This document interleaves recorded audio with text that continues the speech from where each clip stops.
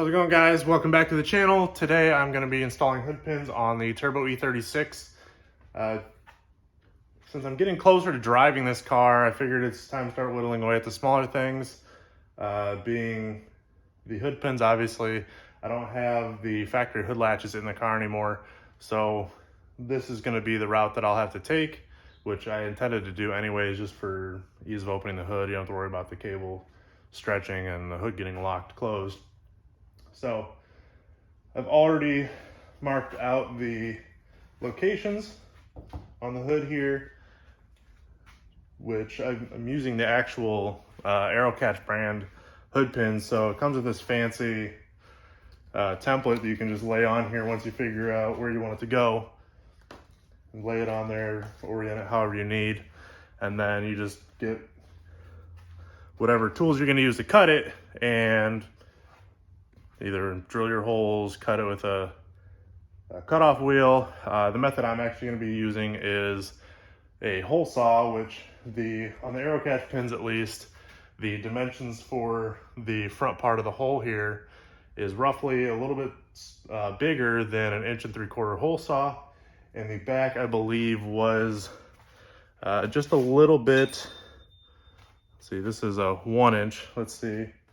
Yeah, so the 1 inch, we'll just set it on there for a second. You can kind of see the 1 inch is roughly about, just a little bit smaller than that, which is fine. It's a good place to start. You can take your Dremel afterwards and smooth up all the edges and get it to fit tight, so you're not worried about if the holes for the sides, because there's 6 holes you need to drill on either side of it. You don't have to worry about if the holes are going to be too close to the edge or not once you actually do start putting your latch in. So that will make it super easy to install those and then open it up little bits at a time instead of making it too big off the bat and then having it be super sloppy. So I'm going to show you a little bit how I got these all to line up. Now, like I said, I do not have the factory hood latches anymore, which I also do not have the factory air conditioning anymore. So the holes I used, which these are the pins that come with the kit, I used a couple of fender washers, the 2 down here, because there is a giant hole here. When you take the condenser out, there's a rubber grommet with a, almost like an insert, well, it is an insert, that goes into those holes. And when you take the air conditioning out and you no longer need those, they're the perfect place for the hood pins, because in the hood, there's this spot right here, which you can see I've marked out just so I could see where it was up top, so I could figure out where the hood pins are gonna go. Which you can see I marked with the black dot right here after I punched it, just so I could see it a little easier as I was lining it up. Which, if you saw in the stencil, there is a crosshair. So these little crosshairs here, you follow, so wherever your dot is where your pin's gonna come up through your hood. And then you line that up, and then you trace this out wherever you're gonna position it. So, like I said, these fender washers, and then the supplied nuts, and there's a little smaller washer here. This is not the final height. I literally just did this because I knew it was gonna go up into this hole right here, and I just wanted to kind of have it mark out, or rather put it in the correct place so that when I do cut the holes, I can make sure that it's going into the right spot. So this is not the final position. Like I said, these will be twisted also, just so they line up with the hood pins. So, but like you can see, I taped everything off so that when I'm cutting, it doesn't scratch the hood if I rest something on it accidentally. So, but I'm gonna get my drill, get my hole saw set up in the drill, and then I'm gonna start drilling some holes after I find a 2x4 to prop the hood up on, so I'm not drilling directly into the core support. So I'll see you in just a minute. All right, so I've got my hole saw and my drill, as well as I just put a little painter's sheet down, whatever you want to call it, just a cloth thing, and then a 2x4 just kind of sitting on the pin so it keeps the hood up just a little bit. Make sure that's clean, make sure you don't have any metal shavings or anything in there. Then we are going to get to drilling those out.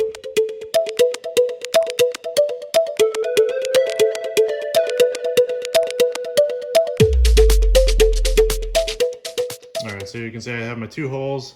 The only thing I got to do is just connect the 2 lines here, which I can do just easily with a drawing a blank here with a cutoff wheel. So we can just connect those, again, staying inside the Sharpie line that you made with the stencil. And then after that, we'll have to go underneath and trim out some of this. As you can see, there is a inner structure in there that we will have to trim away a little bit at least, just to be able to get to all the locations for the screws that go in the pin. So we will get the cutoff wheel out and then we'll get cutting it.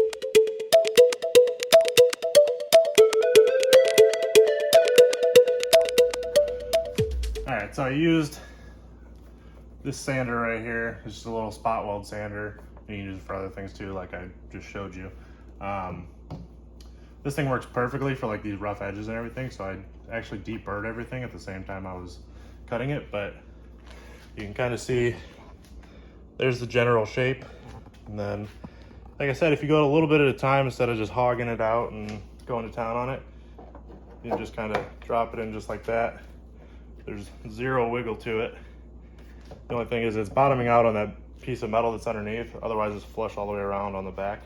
So I'll just have to trim that little bit underneath there to get to sit flush. So then once that is done, I can start trimming away that structure here. So it looks like it only goes, it stops about here and here. So these back 2 bolts will probably be fine. I can probably mark and drill those right now, but I will try to get this inner structure out first, just so I can get all my bolt holes. So I'm actually going to peel the tape off now that I don't need it. You can actually see the shape of the hole a little bit better.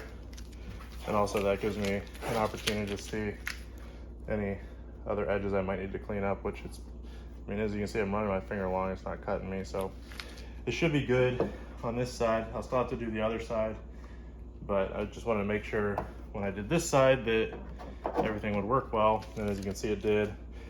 The edge of this lines up with this body line here, which I really wanted it to, which is why I lined them up the way I did. Like I said, you still got that gap in the front, so it's hitting the structure. I can actually feel it right here. It's hitting that.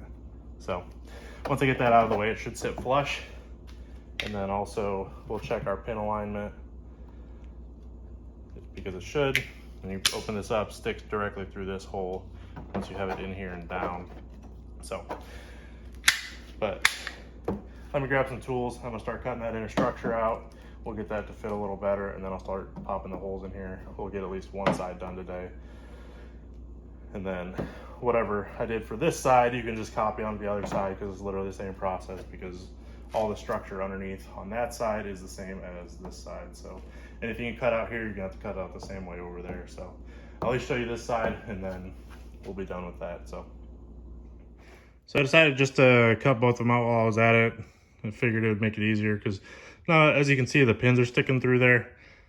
It will make it much easier to figure out if these are aligned or not, which I have the template that I used to drill the holes. So you can put this on here, check and make sure your pin alignment is good, which it is on both of these. I checked both of them and they're both right where they need to be. So that tells me that both these are aligned. If there are minor adjustments, like I was saying, the holes there are pretty big. They have like a grommet in them, so that's why I use the fender washers. So I can push these pretty much 1/4 inch in any direction I really need to adjust those. So that's actually like perfect placement for those.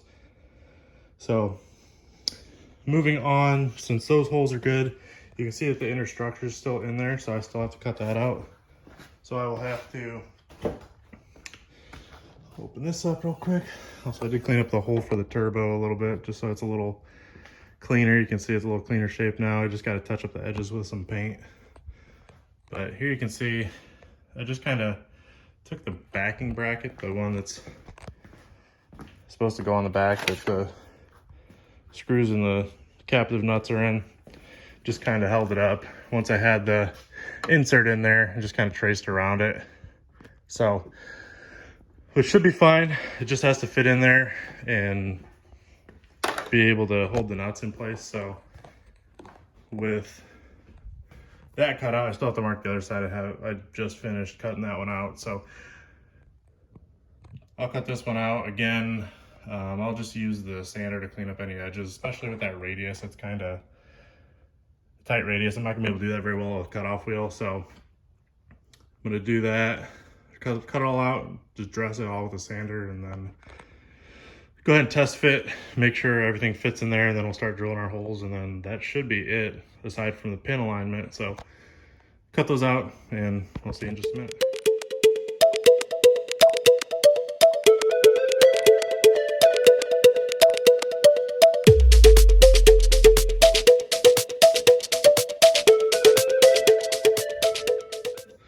So I took out the inner structure. As you can see, the cuts aren't the best, but it is clearance. And I cleaned up the edges a little bit with the sander. There's some little, honestly, not my best cuts, but when you stick the little bracket up in there, it fits exactly how it's supposed to on both of these. So that's all I really care about right now. Probably cut those even bigger later and just kind of clean them up. Not sure how I'm going to do it just yet, but eventually that will be done, along with this hole right here to clear the PCV breather system that I have with the valve cover. So I'm going to go ahead, get the drill out, figure out what size holes these need to be, and then mark the holes, drill the holes, and then we should be done. So I will finish that up, and then I'll see you in just a minute.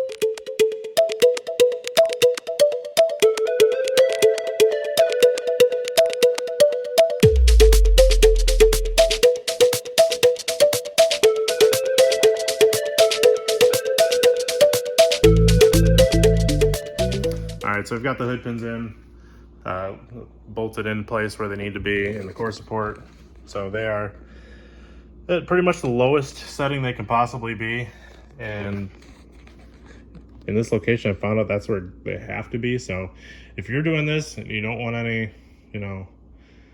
guesswork, and you buy the Aerocatch brand ones, they have to be all the way maxed to the lowest position. So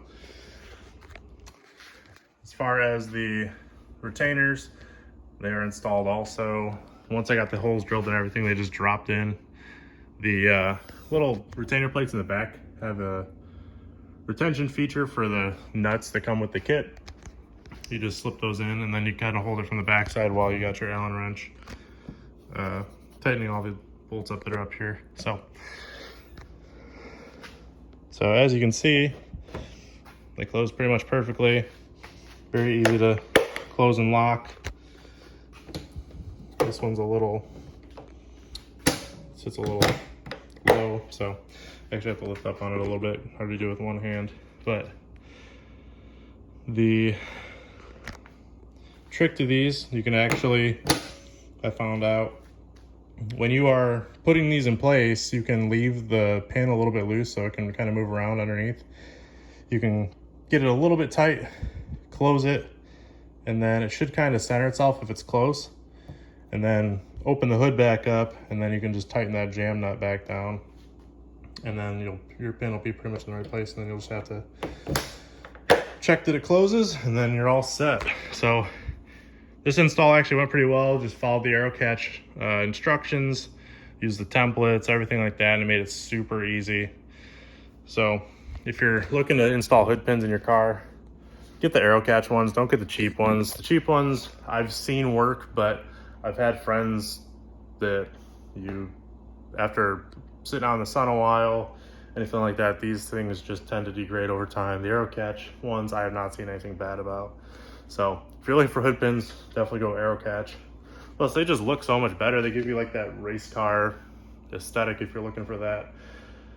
And I mean, they look good. They're not sticking up. You don't have that wire sticking out like you do on the old hood pins. So, but that is gonna be it for today. If you like this video, hit that like button, subscribe, follow me on Facebook at Dad Bod Garage or Instagram, Dad Bod Garage Official. You can get a lot of pictures and stuff there while I'm editing the videos, so you'll actually be able to see what I'm working on before the videos get released in most cases. So next week we'll be doing some wiring, so stay tuned for that. And then after that, we should be pretty close to actually driving this thing down the street. So go ahead and smash that like button. We'll see you next time.